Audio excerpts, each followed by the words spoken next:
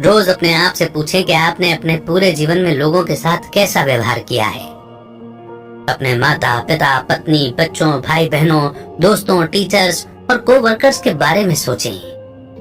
अगर आज आप अचानक मर जाते हैं तो क्या आपके और उनके बीच कोई अनसुलझी प्रॉब्लम रह जाएगी? क्या वो कभी दूसरों से ऐसा कह पाएंगे कि आपने अपने काम या शब्दों से उनके साथ कभी गलत नहीं किया था? गलतियां करने पर भी लोगों से प्यार करना इंसानों का एक अनोखा गुण है। अगर कोई आपको चोट पहुंचाता है तब भी आपको उससे नफरत नहीं करनी चाहिए। हम सभी गलतियां करते हैं और हमेशा बिना सोचे समझे काम करते हैं। जरूरी बात यह है कि उन्होंने सच में आपको चोट नहीं पहुंचाई है। आपके माइंड और रीजन करने के सेंस को भी कोई नुकसान नहीं पहुंचता है और उनका इस्तेमाल ये समझने के लिए करें कि नफरत करने में टाइम बर्बाद नहीं करना है, क्योंकि इन सब के लिए लाइफ बहुत छोटी है। चीजों के बारे में ज्यादा ना सोचें या उन्हें हद से ज्यादा एनालाइज ना करें। जो कुछ आप देखते हैं उसके आधार पर कंक्लूजन न निकालें। हाँ, हो सकता है कि किसी ने आपकी बेइज्जती की है, आपको अपमानित किया है, लेकिन आपको ऐसा क्यों लगता है कि उन्होंने आपको चोट पहुंचाई है? क्या आपके पास उस चोट का कोई सबूत है?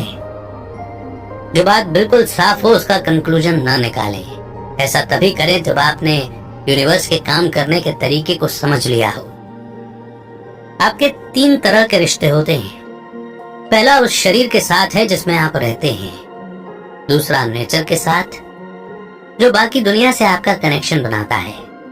तीसरा आपके आसपास के लोगों के साथ। इन रिश्तों को संभाल कर रखें और पक्का करें कि आप उनमें से किसी के भी साथ गलत ना करें।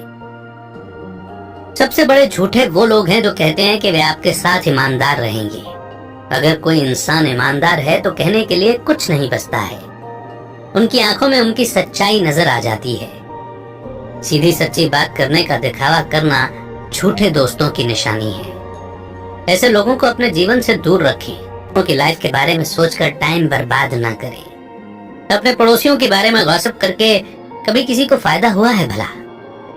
दूसरों के बारे में सोचने से आप अपना फोकस डिस्ट्रैक्ट कर देते हैं। आपकी सबसे बड़ी प्रायोरिटी खुद की प्रोग्रेस और सेल्फ डेवलपमेंट होना चाहिए।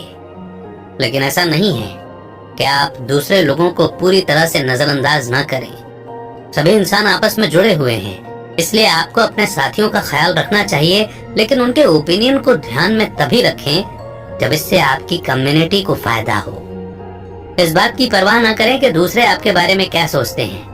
लोग शायद ही कभी अपने स्टैंडर्ड्स पर खरे उतरते हैं, तो ऐसे में आप उन्हें इम्प्रेस करने की कोशिश क्यों करते हैं? क्या आपके शब्द और काम सही हैं? क्या वे सही और सच्चे हैं? अगर हाँ, तो वो कहने और करने के लिए सही चीजें हैं। आपको हर किसी की शिकायतों और बुराइयों की चिंता नहीं करनी चाहिए। हर इंसान अपने थॉट्स के हिसाब से चलता है। आप उन्हें खुद को गाइड न करने दें। इसकी जगह नेचर और इंसानों के लिए सही व्यवहार के जो कॉमन रूल्स हैं, उन्हें खुद को गाइड करने दीजिए। कुछ लोग आप पर एहसान करने के बदले कुछ पाने की उम्मीद करते हैं, लेकिन कुछ लोग ऐसे भी होते हैं जो बिना किसी लालच या उम्मीद के आप पर एहसान करते हैं, लेकिन वो इसे याद रखकर एक कर्ज की तरह मानते हैं। हम में से सबसे अच्छे लोग फल देने वाले आम के पेड़ की तरह होते हैं, जो बाकी इंसानों पर ईमानदार सेवा के रूप में एहसान करते हैं। किसी के अनजाने में मदद करना आपका स्वभाव होना चाहिए, ठीक वैसे ही जैसे आप अपने आप सांस लेते हैं। आप रात को जो इतने मजे से मीट खाते हैं, वो और कुछ नहीं, एक मरा हुआ जानवर है। आप खुशी से जो वाइन पीते हैं, वो उन अंगूरों का रस है जो बेकार हो चुके हैं। सेक्स सिर्फ अपनी खुशी के लिए एक दूसरे के शरीर को छूने से ज्यादा कुछ नहीं है। हमेशा अपने एक्सपीरियंस को देखने के लिए अपने माइंड का इस्तेमाल करें। उनका असली मतलब समझने की कोशिश करें। हमेशा सबसे बेकार एक्टिविटीज ही सबसे जरूरी लगती हैं। जब लोग आपको चोट पहुंचाते हैं तो ये न सोचें कि आपके साथ क्या हुआ।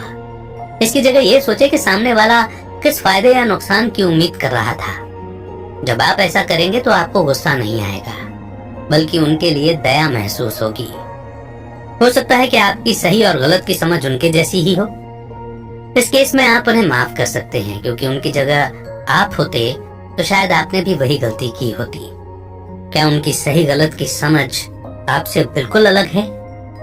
अगर हाँ, तो आपको उन्हें बेवकूफी के लिए और रास्ता भटक जाने के लिए माफ कर देना चाहिए। सेरेमनीज, म्यूजिक फेस्टिवल्स और मिलिट्री प्रोसेशन, ये सभी बेकार के सेलिब्रेशंस हैं।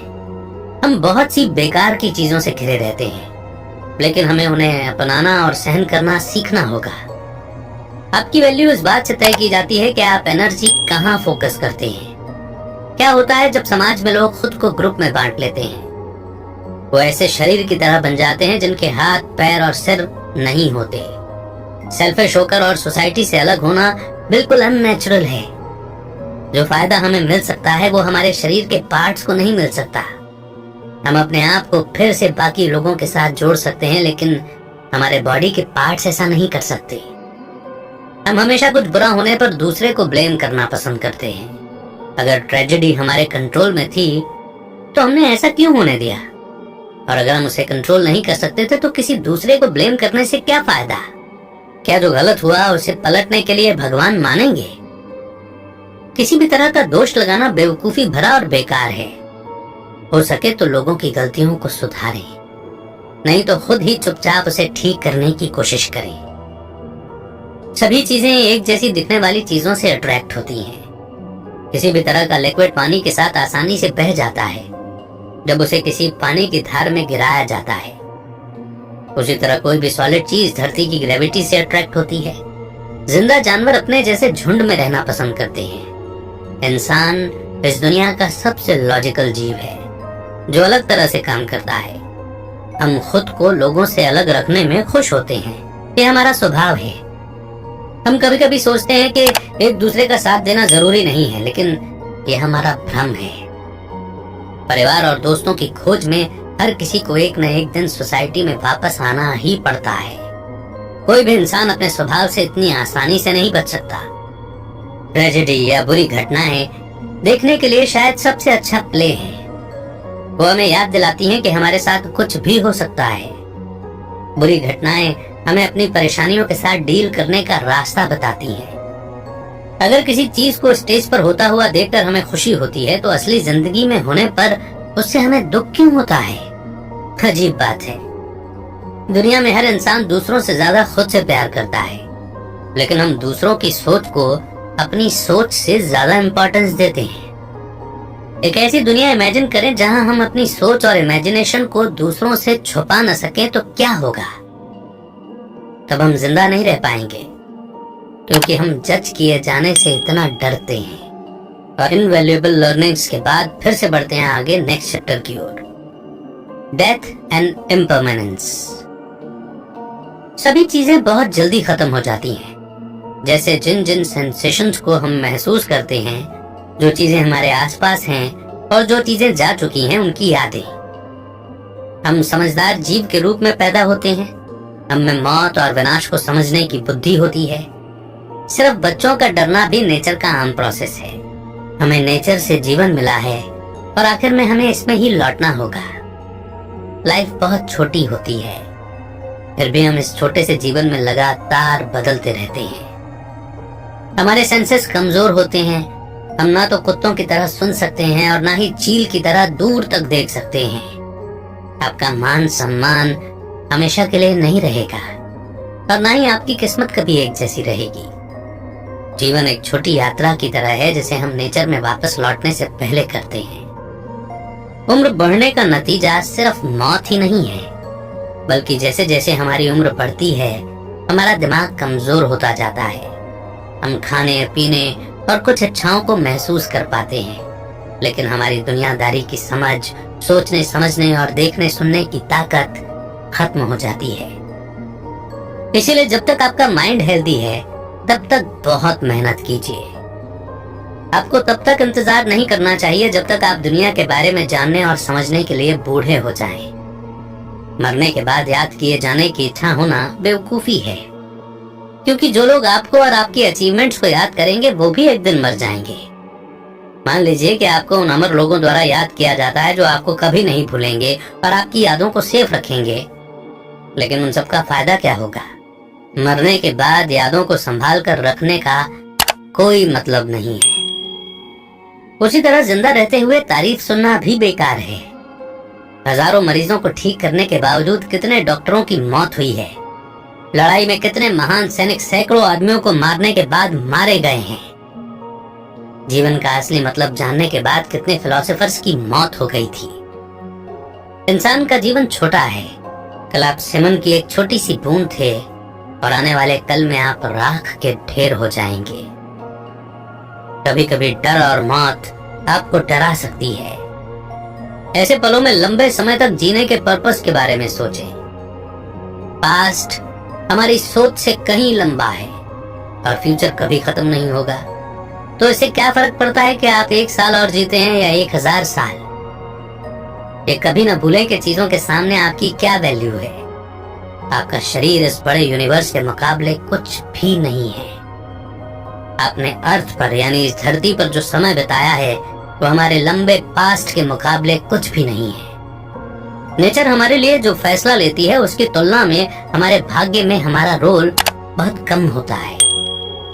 बदलाव नेचर का नियम है, इसलिए बदलाव से डरना नहीं चाहिए। आखिरकार इसके बिना क्या मौजूद रहता है? क्या आप खाने को बिना चबाए उसे छोटे टुकड़ों में तोड़े बिना पचा सकते हैं? इस नेचर में आपके शरीर में कोई भी इम्पोर्टेंट प्रोसेस बिना बदलाव के पॉसिबल नहीं है। मौत यूनिवर्सल ट्रुथ है, इसलिए हमें मौत को किसी खराब या अनचाही चीज की तरह नहीं देखना चाहिए, बल्कि हमें इसे जिंदगी का एक हिस्सा समझकर इसका स्वागत करना चाहिए। क्या आप जवानी, विजडम टूथ यानी अकल दाढ़ या पहले सफेद बाल का स्वागत नहीं करते? तो मौत उनसे कैसे अलग हो सकती है? यह हमारे बदलते जीवन का एक और कदम है। अगर आप मौत को आसानी से एक्सेप्ट नहीं कर पा रहे हैं तो इन 2 बातों के बारे में सोचिए। पहला तो ये सोचें कि मरने के बाद आप पीछे क्या क्या छोड़कर जाएंगे। दूसरा, उन सभी लोगों के बारे में सोचें जिनसे आपको अब डील नहीं करना पड़ेगा और अब आप दुखी होने से बच जाएंगे। लेकिन उन चीजों और लोगों के बारे में क्या जिनसे आप डील करना चाहते हैं? क्या ये लगातार की बातचीत बेमतलब और थकाने वाली नहीं है? आपने भी कभी न कभी तो अपने जीवन में थकान जरूर महसूस की होगी। क्या पूरे दिन चीजों और लोगों से परेशान रहने के बजाय जल्दी मौत को एक्सेप्ट करना बेहतर नहीं है?